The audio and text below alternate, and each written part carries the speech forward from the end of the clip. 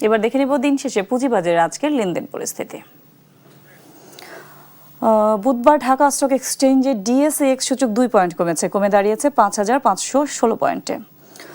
এছাড়া যদি আমরা দেখি ঢাকা স্টক এক্সচেঞ্জে আজ লেনদেন হওয়া প্রতিষ্ঠানগুলোর মধ্যে দর বেড়েছে ১৪৯টির, কমেছে ১৭৮টির, অপরিবর্তিত রয়েছে ৬৪টি দর। লেনদেন গত কার্যদিবসের তুলনায় ১৭৭ কোটি ৭৯ লাখ টাকা বেড়ে দাঁড়িয়েছে ১,২১০ কোটি ৫ লাখ টাকায়। এছাড়া ঢাকা স্টক এক্সচেঞ্জে আজ লেনদেন হওয়া প্রতিষ্ঠানগুলোর মধ্যে টপ গেইনারের তালিকায় প্রথম অবস্থানে ছিল বাংলাদেশ থাই অ্যালুমিনিয়াম লিমিটেড, দ্বিতীয় অবস্থানে ছিল আইএফআইসি ফার্স্ট মিউচুয়াল ফান্ড, তৃতীয় অবস্থানে ছিল অ্যাপেক্স স্পিনিং ও নিটিং মিলস লিমিটেড। এছাড়া যদি আমরা দেখি টপ লুজারের তালিকায় আজ প্রথম অবস্থানে ছিল Bangladesh export import company limited, দ্বিতীয় অবস্থানে ইসলামী ব্যাংক বাংলাদেশ পিএলসি, তৃতীয় অবস্থানে ছিল ফরেস্ট ফাইন্যান্স ও ইনভেস্টমেন্ট লিমিটেড।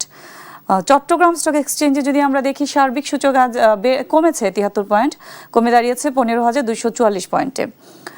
এছাড়া সিএসসিতে লেনদেন হওয়া প্রতিষ্ঠানগুলোর মধ্যে আজ দর বেড়েছে ১০৮টির, কমেছে ৯৯টির, অপরিবর্তিত রয়েছে ৩০টির দর। লেনদেন হয়েছে ২৪ কোটি ৩৩ লাখ টাকা।